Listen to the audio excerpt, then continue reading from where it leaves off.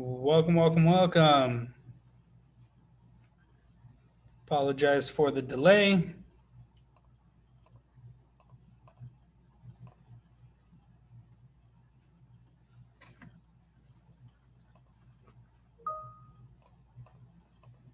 Slides are already up. Welcome, welcome.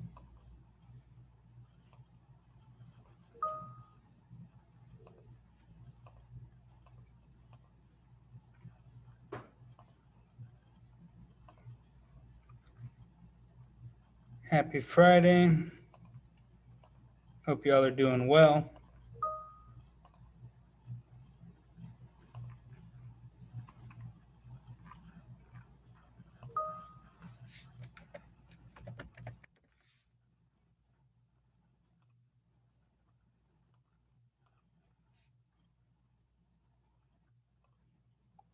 What up, Mr. Cavazos? What's up, Gio? How's it going? It's going great. I was playing blackjack right now. I have $62,000 off of one table. Wow. Where are you playing blackjack on? Some like Texas poker app. I don't know. Oh, okay. Yeah, I had the most money at the table. I was just Nice. balling. I'm ready to go to Vegas. You ready to tear it up in Vegas? Nice. Yeah, and I'm gonna put $5,000 on black. Ooh, always bet on black. Yeah. And then yeah. I'm so ready for like after school.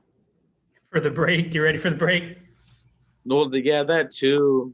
But I don't work today, so I'm just gonna go to my room and catch up on some work. Full day off. Yeah, that's awesome. Yeah. Should be good. Yeah, we shouldn't actually. Today's class, fingers crossed, might end early today. We only have a little bit to talk about. I don't want to kill Lincoln before Thanksgiving. That seems kind of grim. So we're going to go ahead and kill him right after Thanksgiving. So we're just going to talk about him as a wartime leader today.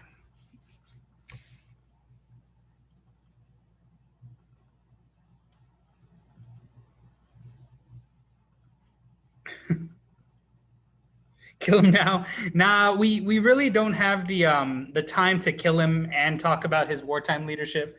So I mean, y'all know he dies. It's not like it's a spoiler, but we'll probably wait to cover 65 on till after break because I don't think even if I wanted to, I don't think we'll make it there with enough time. So we'll kill him later. We're definitely going to talk about all of his speeches though. Look at my profile picture. I updated it just for today. Let me see. Let's see. What do you got? Nice.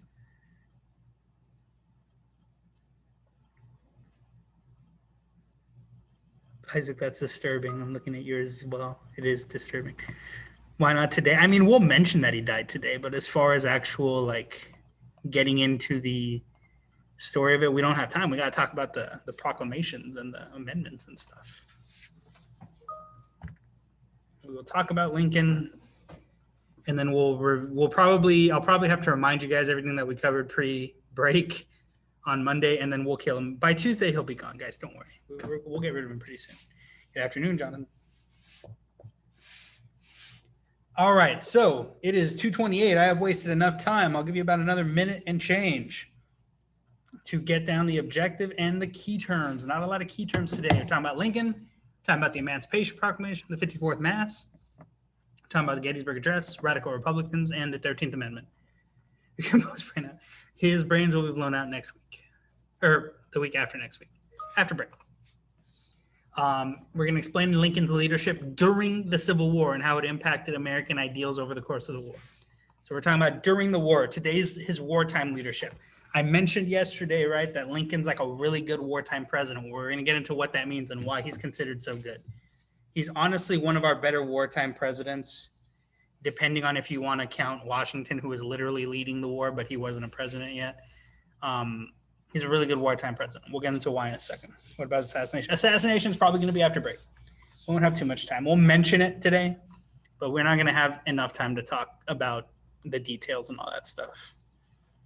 I don't want to do too much today. I want to get the important stuff, get the documents, not the documents, but like the speeches down, and him as a leader. And then we can kill him tomorrow when we talk, or tomorrow next week when we talk When we're back, we can kill him when we get back when we talk about Reconstruction.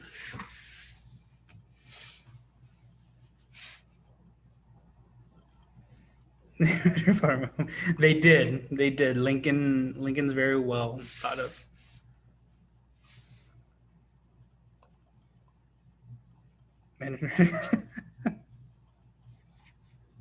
All right, so let's go ahead and move forward. We're going to skip the little do now question today. Recap of some battles. Just really quick, anybody shout out or tell me what was the last battle of the Civil War called? Last encounter. As long as he eventually dies. Eventually he will. Anybody remember last encounter in the Civil War? What year it was and what it was called? You can type it or you can say it, but anybody remember? No, the last encounter, the very last one. Those are all turning point battles. What are the last one where the surrender happens? Where does the surrender happen? Appomattox Courthouse. Yes, so Appomattox Courthouse. Don't worry about spelling, that's fine, that counts. And what was the year? What year was the surrender at Appomattox? Who remembers that? 65, perfect. All right, let's move forward. So, objective, right? We're talking about Lincoln's leadership. So first thing you need Lincoln, right? We haven't done our Lincoln presidential profile yet. His terms were from 61 to 65. He's a Republican candidate and he led during the Civil War. He's responsible for the Emancipation Proclamation, and he is primarily the reason why there is a 13th Amendment. He championed the 13th Amendment behind the scenes, but he's the reason why we get a 13th Amendment. A lot of people consider, I would be one of those people that tends to give him credit for the 13th Amendment. It's hard to imagine the 13th Amendment without a guy like him in charge who truly, like in his heart of heart, believed in it. He didn't just think about, one day it'll be a good idea. Like he truly wanted it to happen.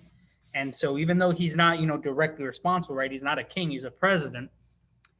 Because he had already been reelected, he's willing to take that risk. He's willing to do that because he wants it to happen. And he was assassinated in 1865 by John Wilkes Booth. See, we kind of kill him. We'll kill him again after we get back. But he does catch a bullet in 1865. So I'll give you a quick minute and a half for that Lincoln slide. Those of you guys that come to school on a regular basis, after we take the unit exam, if you guys are in my room, which I don't know if you will be, but I'll probably just put Lincoln on. If we meet for class after our exam, we'll probably just watch Lincoln on Zoom.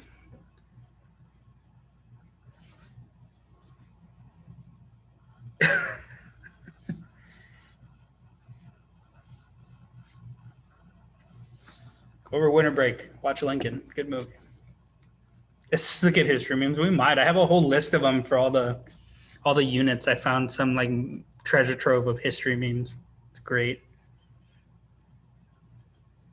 369. I believe he shot him with a Derringer. I don't think it was a rifle. Yeah, no, Lincoln did not age well. I showed you guys young Lincoln, right? With like the cheekbones and stuff when he was still running in Congress. And then, so guys, something to consider about Lincoln that people don't realize, right? He only was president during times of war. He never got to truly enjoy like peace. He was a pure wartime president. And he was a really, really good wartime president. You wouldn't have thought it when he was running that he'd be so good at running the country during a war, but he was. He was really, really good.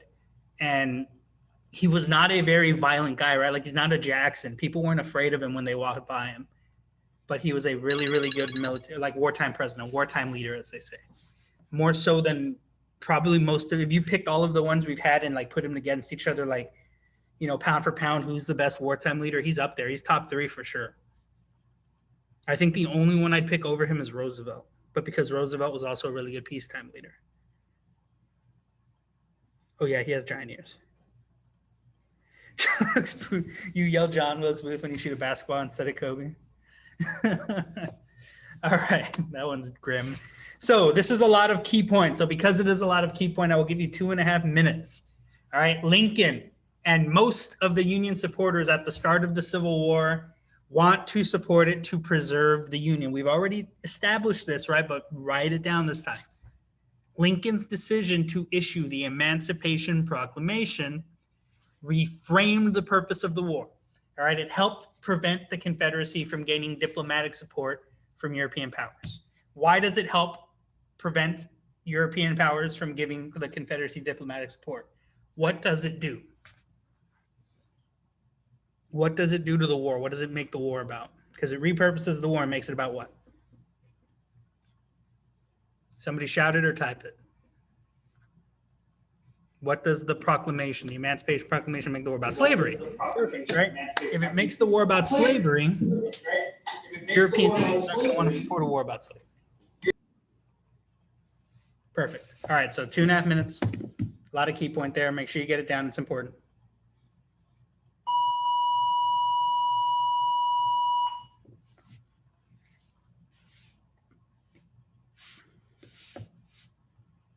Now I'm just picturing Zach taking basketball shots, yelling John Wilkes Booth.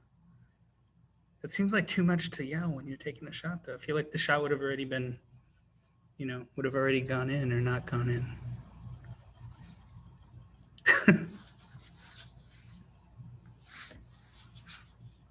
2 minutes. 2 minutes on the clock.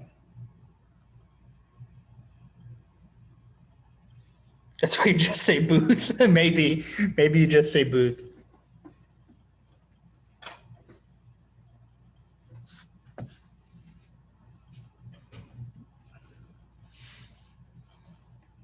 Does it only work on short shots though? Like, does it work for threes? I feel like it wouldn't work for threes.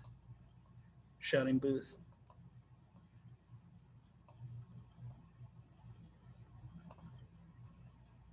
Only for free throws. It only works free throws. That makes sense. It works for layups. Minute and change left, guys. If you need more time, let me know.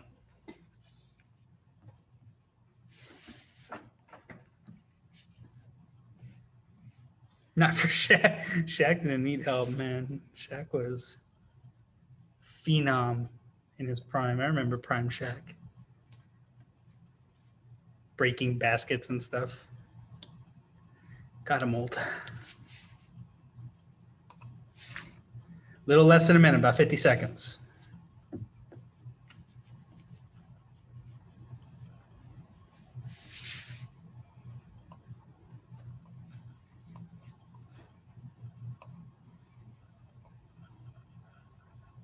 "30 seconds, and then we're going to get into the meat and potatoes of today's lesson, as they say.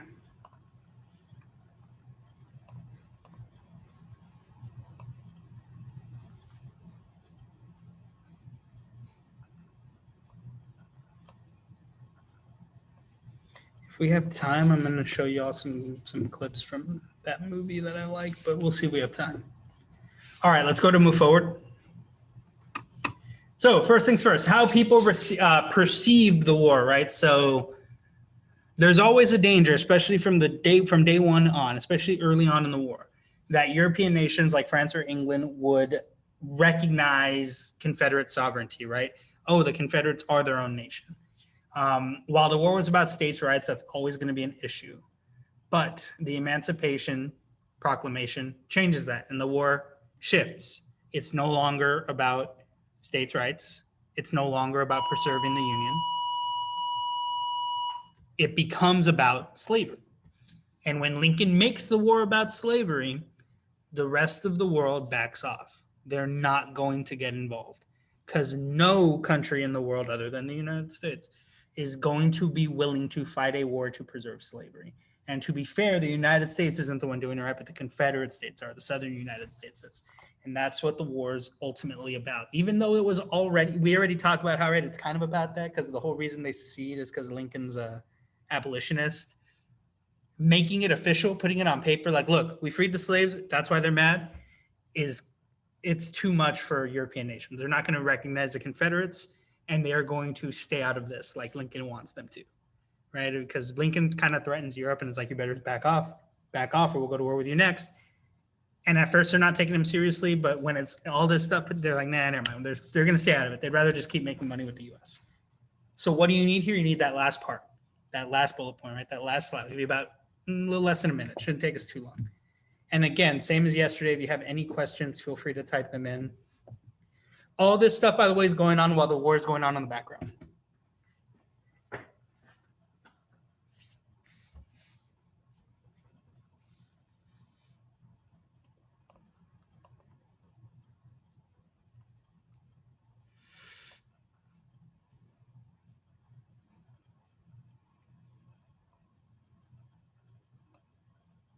He gets it again. That's true. He basically, he almost does like what what Monroe did, where he straight up tells them like any nation that supports the Confederates will answer to the United States. You know, when we finish beating the Confederates.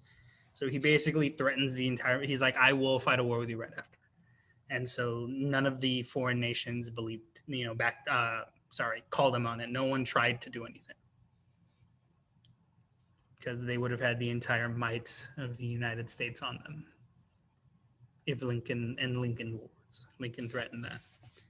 And he meant it. I guarantee you he meant it. Because like I've been talking about, Lincoln, really good wartime president. All right, let's go to move forward. So the Emancipation Proclamation, what it is, what it did, what happened. So it's proclaimed after the victory at Antietam, right? In January 1st of 1863, and it was an executive order. I was thinking I would have touched, maybe, who knows? We'll never know.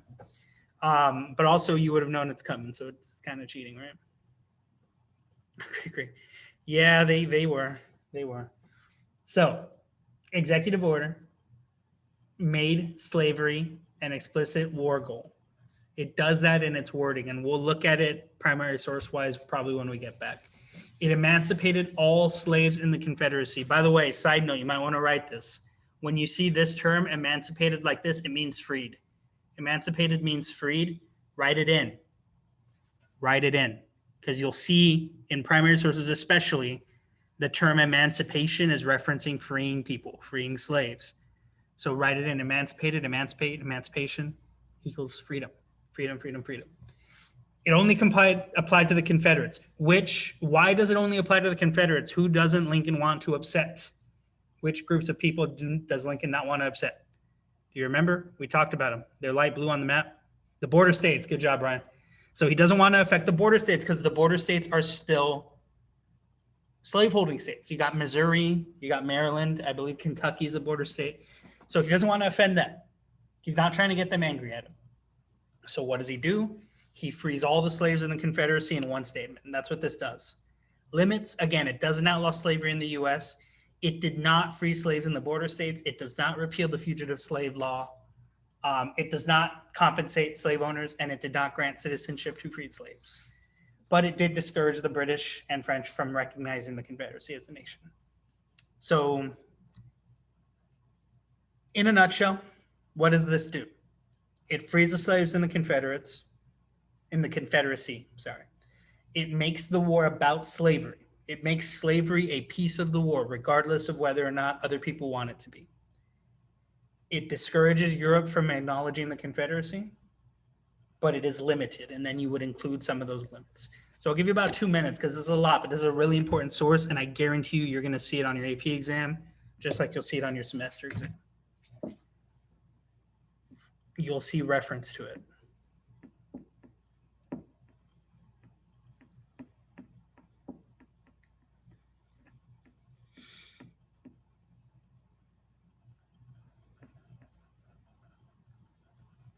I always wonder what the U.S. would have looked like if Lincoln hadn't cut a bullet, because he was so good leading in wartime. I wonder how he would have led during Reconstruction, because that's where it all went wrong. Big fat failure Reconstruction was, and we'll talk about that after. But that era, that whole period of time.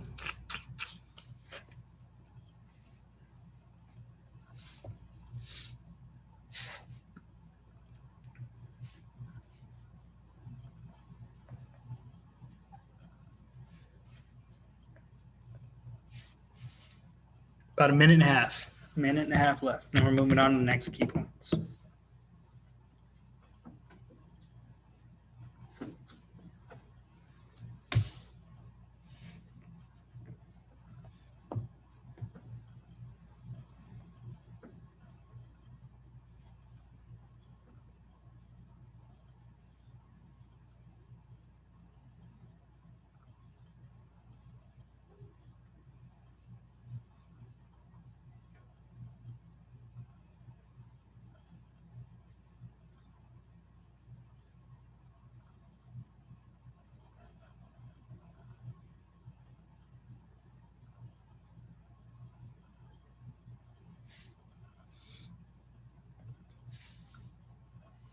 All right, almost time. About 30 seconds, and we're moving on.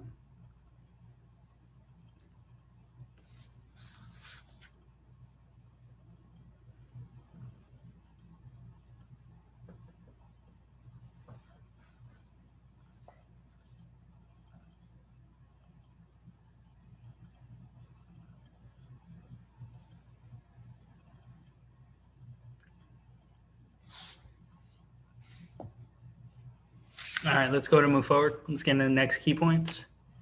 So many African Americans fled southern plantations and enlisted in the Union Army, helping to undermine the Confederacy. As cruel as it is to say it like this, I am going to word it like this and know that it is important because this is the, how should I put this? This is the truth behind what's happening here. As slaves run away and flee their southern plantations, the Confederacy is losing their workforce and their economy is taking a major hit. And then what those slaves are then doing is going to the Union and enlisting in the Army to help bolster those numbers. So as the Confederacy weakens infrastructurally and financially, the Union Army gets bigger and stronger. With people that believe in the cause, right? With people that see this as liberation, and it's really awesome. And some of the best, one of the best groups, it's hard to say they're the best group, but one very famous group of African American soldiers known as 54th Mass is what we're going to talk about next. And just their willingness and their heroism in a lot of sense, right? Their willingness to fight for a cause that they very much believe in is a big, big deal. So we're going to get into them on the next slide. So I'll give you a quick minute for this. This is a short key point, but it's an important one. So just know that throughout the entire war, this is happening, by the way. Slaves will run away and just look for Union armies, especially post 63, when they know that they're freed technically, right? When they're aware of this, that's what they're looking for. And right away, how do I help? How can I help? That's what they're doing. They build railroads. They do all sorts of stuff to help the Union war effort. And a lot of them try to enlist to fight. They want to fight. Yes or no? Just curious. Has anybody seen the movie Glory? It's a very old movie. Glory. It's on Netflix. You've probably seen it. Maybe you've seen it on the Netflix queue. That we're free, get caught on the border states.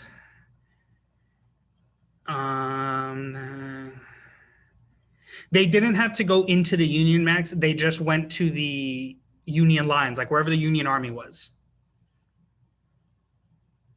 So they're just looking for where the Army is in the state they're in. Like if the Army moves into Georgia, right? They're looking for wherever Sherman and his army are, not so much into the Union. But I'm sure that it happened. What you're asking, I can't give you a specific instance, but I'm sure it happened. The movie's Glory. Isaac says he saw it. Yeah, it's a good movie. And that movie is about this group that we're going to talk about. Maybe in small groups, Zach, but as far as I know, that never happened in major numbers because they wouldn't want to, and the idea of arming slaves is something that Confederates would never want to do. So even if there were 1 million slaves that were willing to fight for them, these slave owners aren't about to give them all guns, It's not something they would. So as far as I know, it didn't happen. Maybe it happened in small instances. You might know something that I don't. But as far as like in major numbers, no, that never happened. The slaves were never armed by the Confederates. So if you've never seen Glory, the movie's all about a group of soldiers known as the 54th Massachusetts, 54th Mass. They're a regiment. And so this first bullet point you don't need. This is your key point all over again. But the 54th Mass was an African-American unit, the first regiment in the U.S. Army, and it was led by a guy named Captain Robert Gould Shaw.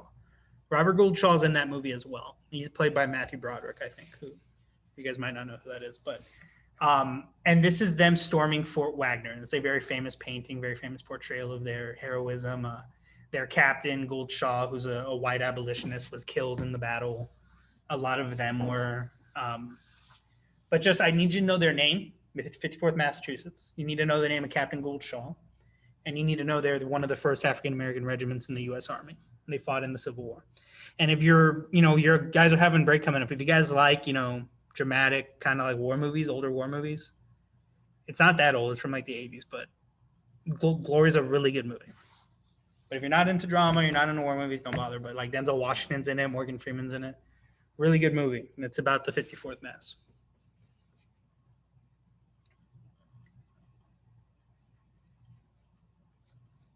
So give you about a minute and a half here. And it's on, and I only mention it because it's on Netflix, and it's one of the few really good history movies on Netflix. Like Free State of Jones is in there too. That's another really good one.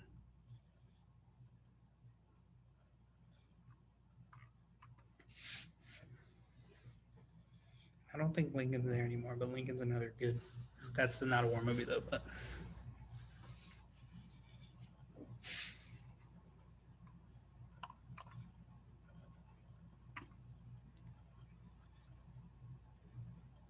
I should watch The Office. I probably should.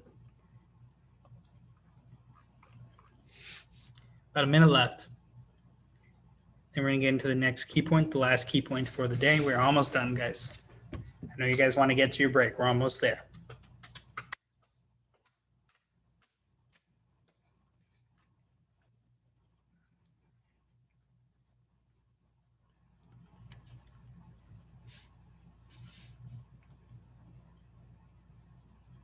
"30 seconds.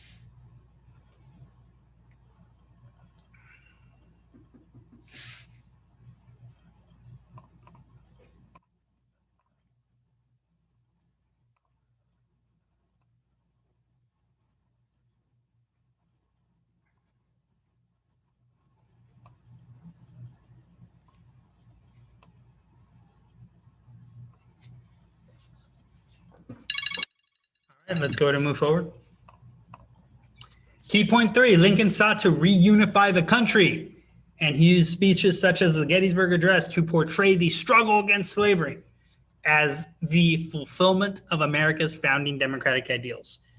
So I don't know if you remember this way early on when we talked about like American republicanism, right? And the idea of what is America. And I told you guys, look at the parts of the American idea, right, as ingredients, right? And this idea of America is almost like a cake or pie, right?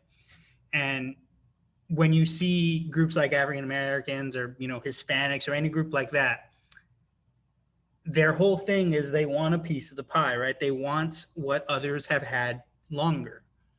And what Lincoln does with a lot of these speeches is he's kind of trying to make that point, right? Hey, America's supposed to be this. We aren't doing that for everybody. So why don't we start doing that for more people, right? And so when you look at some of these speeches, keep that in mind. And that's a lot of what his rhetoric tends to aim towards. And we'll talk about that right now with the Gettysburg Address. So I'll give you about a minute and a half for this key point, and then we'll move on.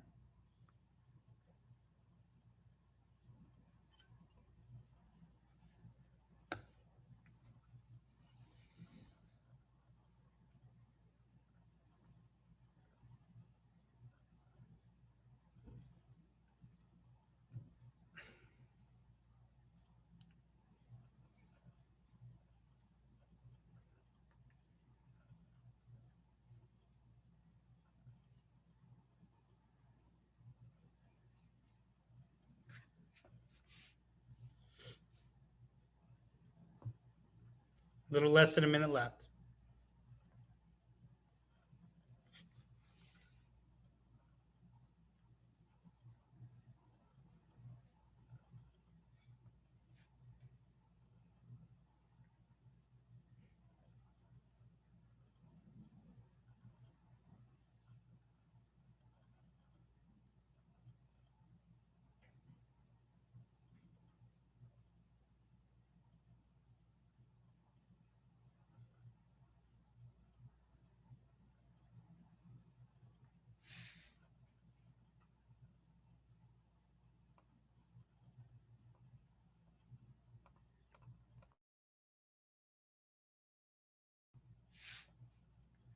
All right, let's go ahead and move forward.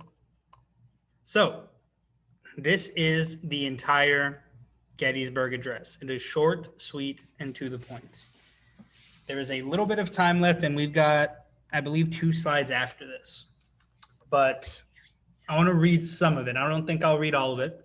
It's only 10 lines. It is in the slides. The slides are in Google, so you can reference them, and I recommend you do. And like I said, when we get back, we're going to look at these closely.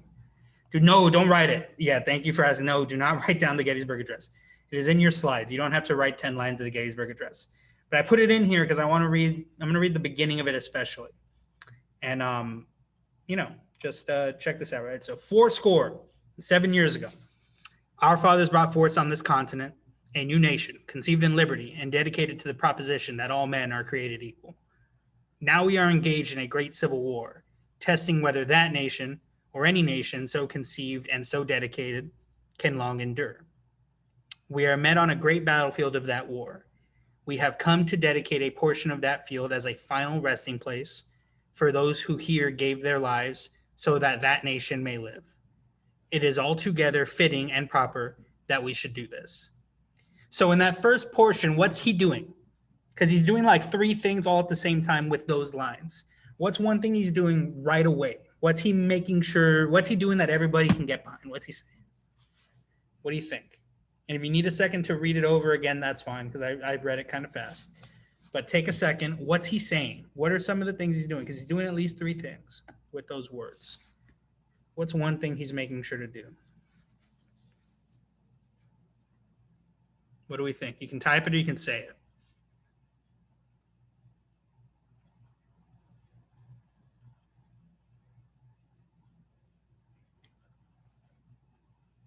Get some of those lines. Think about it. Think about it. You gotta wake up. What are we doing? Take your time. I got one response. It's a really good one. Honoring the deaths. So that's one. What else is he doing? He's honoring the deaths of soldiers. That's good. Everybody gets behind that. What else is he doing? Let's see what we got. I should see some responses in the box. You can send them privately if you're not sure and you're a little nervous. But what else do we got? That's the latter portion, right? Where he's talking about soldiers dedicating the battlefield. What's he doing in the beginning? He's pointing out the founding fathers. That's another really good one. Yes. Right? He's saying, look at what they did. They made a country that's supposed to be based in liberty. New freedom, new states. What else is he doing? Motivating them. You're right. He is motivating them. Stating his, but what's his position? What's he talking about? Think about the second, third lines. What's the Civil War testing? Whether or not what? Everyone as equal. Who's everyone? Who's he talking about? Say it. Somebody say it.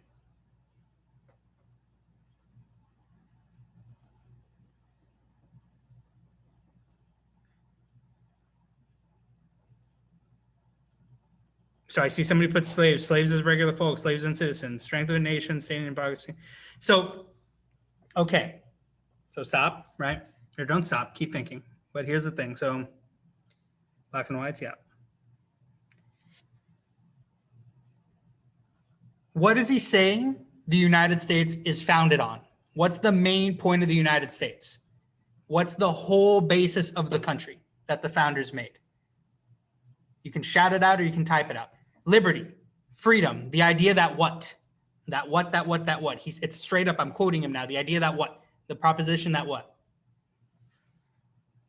All men are created equal. Bam, right? So that's what America's founded on. Now we're in a war, right? A civil war.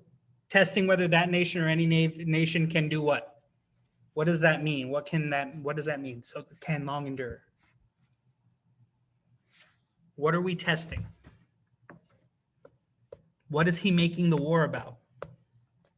By saying these things this way.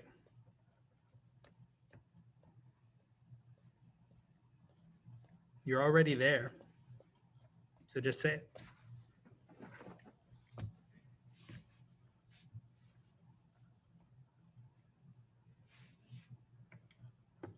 Equality for who? Freedom for who? Those are good ideas. Who's he trying to give them to? For slaves, right? He's trying to make everybody free, make everybody good. Thank you for those who are participating. Appreciate y'all. Preserving the union. But is he still talking about preserving the union, or is he talking about the ideas more? Right? And the more you read into it, the more specific he is. Like, this is just the first half. It's the ideas, right? He's talking about like the cake, right? The cake that is America. He's talking about the ideas of America. This is a really good, this is one of the better speeches that you'll ever read in this class. because he's doing this whole like he's basically telling everybody what they want to hear without sounding like he's telling everybody what they want to hear. It's really, really good writing. Let's see, what else do we got? Struggled here. Let me see if there's anything else I want to point out. It is for us the living, rather, to be dedicated here to the unfinished work which they who fought here have thus far and nobly advanced. It is rather for us here to be dedicated to the great task before us. What task is he talking about? There's like 3 different answers to this. What do you think the task is? The war, finish the war. Good, that's a good one. What else? What is maybe the thing he's trying to sneak in here without saying it? Without offending border states or anybody else? What task could he be talking about as well? This is reading into his words a little too much because Alex is right. It's about the war. He wants to finish the war. Hey, don't give up on the war. But what else is he maybe talking about? Maybe. Abolishing slavery. Good. Okay. So we will spend more time on sources when we get back from break, when we start doing practice and prep for the exam. But that is a really good one. And if you're going to be reviewing later when you're doing your exit ticket, I recommend you look through it again slowly and read it through on your own in the slides. So let's go ahead and move on. Political groups during the war. First group, you need to write these down. These are a key term. Radical Republicans. They believed Lincoln was too lenient to the Confederacy. They thought he was too nice. They demanded abolition of slavery and equality as major goals of the war. They demanded it. They wanted it. Conservative Republicans don't like that Lincoln's making the war about slavery. War Democrats were Unionists who supported aggressive policies towards the Confederacy, but who were very much still Democrats. They were slaveholders. They were all those things. Then you have Copperheads or Peace Democrats, who were Jackson Democratic types who supported immediate peace with the Confederacy. Hey, peace. They want to be separate. Let them be separate. They were mainly in the Ohio River Valley. To maintain the Constitution as it is, and to restore the Union as it was. That's their goal, right? So you need the names, the 4 names, and you need the basics of what they wanted, right? Conservative Republicans wanted Lincoln to chill and leave the war being about the Union. Radical Republicans were all about equality, racial equality, and the abolition of slavery, which is why they were radical. War Democrats were all about ending the Confederacy and putting the Union back together the way it was. Copperheads were all about stopping the fighting, leaving the Confederates alone, and leaving the Northern Union alone. So Lincoln's got basically like opponents on all sides. He has to try to please all of these people in the party.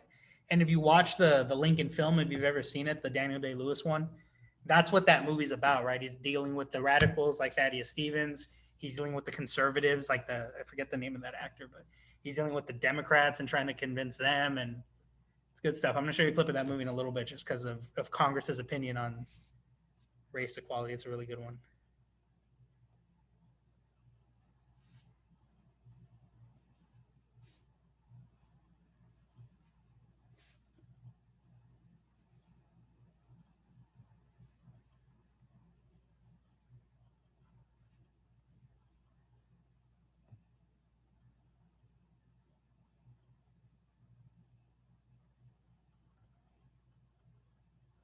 So about a minute and a half.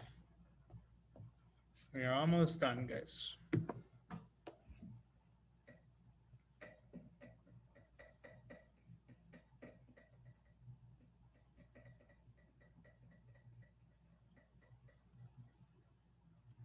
Oh, no, you know what? You're right. You do need more time. Let's do 2 minutes because you need all 4 groups. You need all 4 group names, and you need the basics of what they do. You could give each of them one line. You don't have to give every word on here, but you need the basics, right? So if you need me to clarify again, I can. But you got the radicals that want race equality and abolition. You've got the conservative Republicans that want Lincoln to keep the war just about the Union. The war is only about preserving the Union. You've got the War Democrats who want to end the Confederacy and fight the war, but do not want to change the Union as it was before. Then you've got the Copperheads who want to stop the fighting and they want peace with the Confederacy.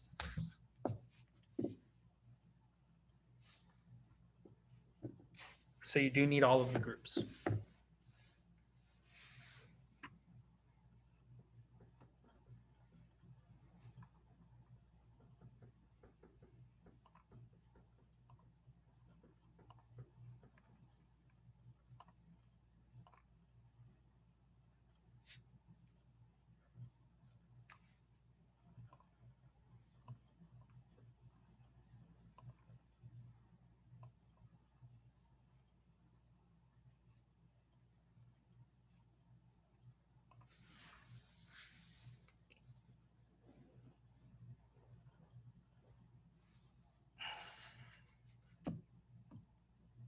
About a minute left.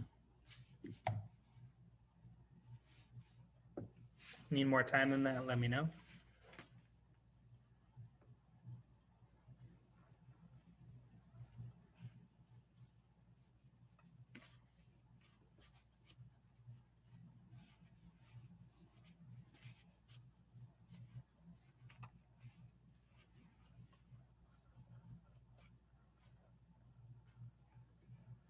A little less than a minute. We are about to move on. If you need more time, let me know. We got about 30 seconds left. More time? Okay. Go up to about a minute left.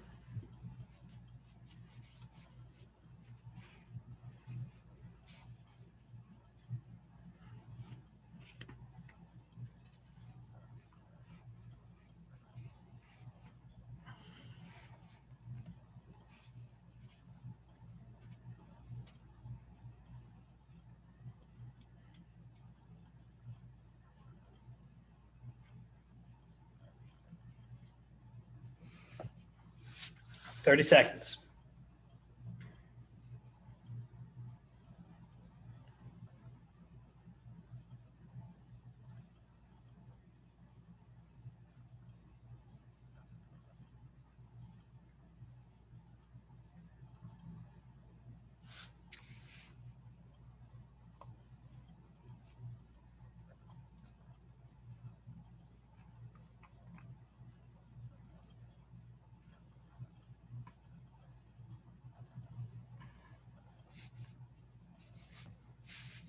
All right, let's go ahead and move forward. Let's talk about, I believe we have two more things on the topic today.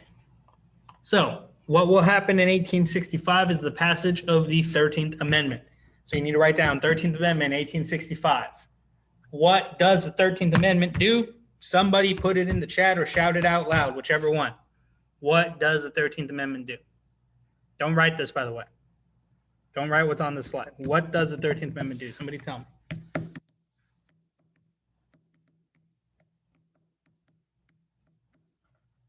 You shouldn't be writing the slide down. Somebody tell me what it means. Frees all the slaves, right? Free slaves vote. Free the slaves. 13th Amendment, freed the slaves. So all you need to write, the 13th Amendment was passed in 1865. The 13th Amendment freed all of the slaves in the Union. That's it. 13th Amendment passed in 1865, freed all the slaves in the Union. That's all you got to write. That is it. This is just the text of the amendment. Do not write this. Just write down what the 13th Amendment did. Write it in your notes. You need it. It abolished slavery in the United States. Yeah, in the United States.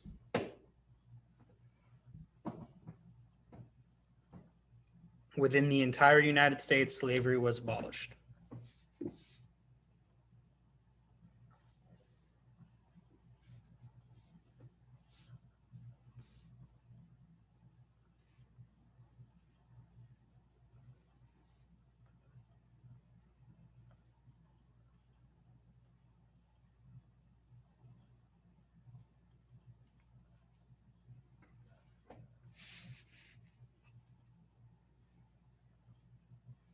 So, believe it or not, there is a big, I guess the term would be controversy over the passage of something like a 13th Amendment for a bunch of different reasons.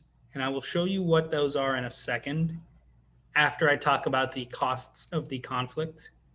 But I just want to make sure that the recording sets and is uploaded because it messed with my, I showed you a clip from a movie last time and it messed with my thing. So I want to make sure that I'll show it to you at the end. So stick around for that. Let's move forward.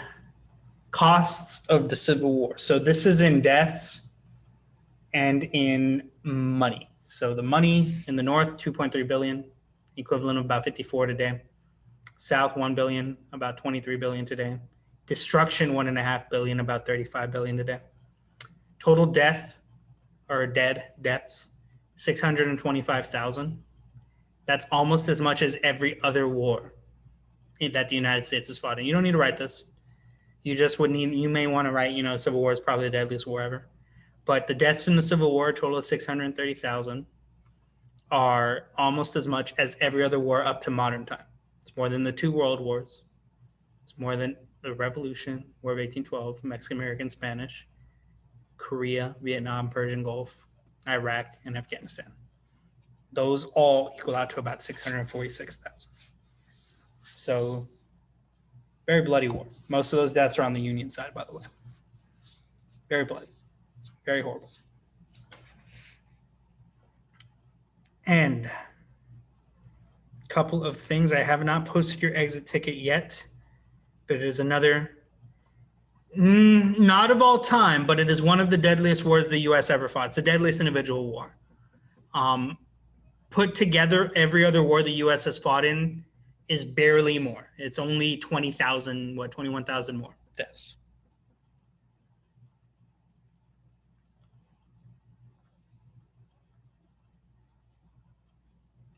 So, your exit ticket is really simple. I haven't posted it yet, so don't go looking for it.